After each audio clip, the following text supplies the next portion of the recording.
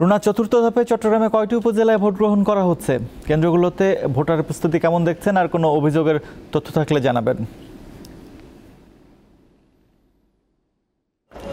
রাজীব, চতুর্থ ধাপে চট্টগ্রামের দুটি উপজেলায় নির্বাচন হচ্ছে। চট্টগ্রামের লোহাগাড়া এবং বাঁশখালী উপজেলায় অনুষ্ঠিত হচ্ছে ভোট, এবং আমরা এই মুহূর্তে আছি চট্টগ্রামের বাঁশখালী উপজেলার একটি কেন্দ্রে। এই কেন্দ্রে আমরা সকাল থেকে দেখেছি আসলে ভোটার সংখ্যা খুবই কম।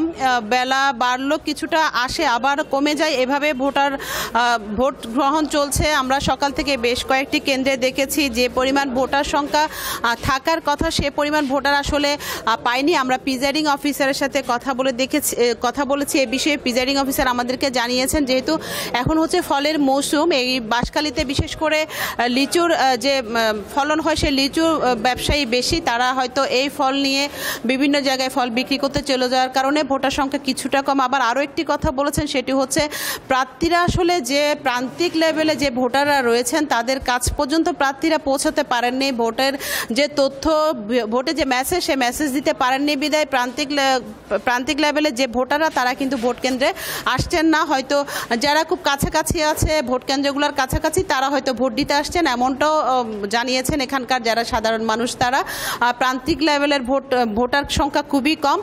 তবে এই কেন্দ্রে প্রায় 4,500 ভোটার রয়েছে এই কেন্দ্রের বুথগুলোতে। তার মধ্যে সকাল থেকে এ পর্যন্ত আমরা প্রিজাইডিং অফিসারের সাথে কথা বলে জেনেছি 400-র কাছাকাছি। 12টা বাজে, সকাল 8টায় ভোট গ্রহণ শুরু হয়েছে।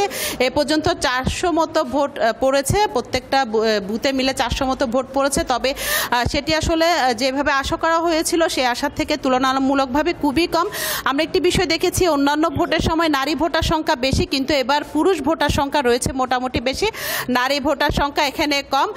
কারণ এখানকার মহিলারা বেশিরভাগ গৃহস্থলে কাজ করে, তারা হয়তো ঘরের কাজ শেষ করে ভোট কেন্দ্রগুলোতে আসবে এমনটা আশা করা হচ্ছে।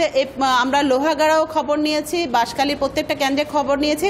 কোনো ধরনের বিশৃঙ্খলার কোনো বড় ধরনের ঘটনা ঘটেনি। আইনশৃঙ্খলা বাহিনী তারা সচেষ্ট রয়েছেন, এখানে নির্বাহী হাকিমরাও টহলে রয়েছেন, বিজিবি রয়েছেন। সব মিলিয়ে পরিস্থিতি এখন পর্যন্ত শান্তিপূর্ণ রয়েছে। বিকেল 4টা পর্যন্ত যেন শান্তিপূর্ণ পরিস্থিতিতে ভোট গ্রহণ শেষ করতে পারে সে ব্যাপারে নির্বাচন কর্মকর্তারা তারা কাজ করে যাচ্ছেন। রাজীব, আপনাকে ধন্যবাদ। দর্শক, আমরা বিভিন্ন জেলা থেকে আমাদের সহকর্মীদের কাছ থেকে নির্বাচনের খবর জানছিলাম।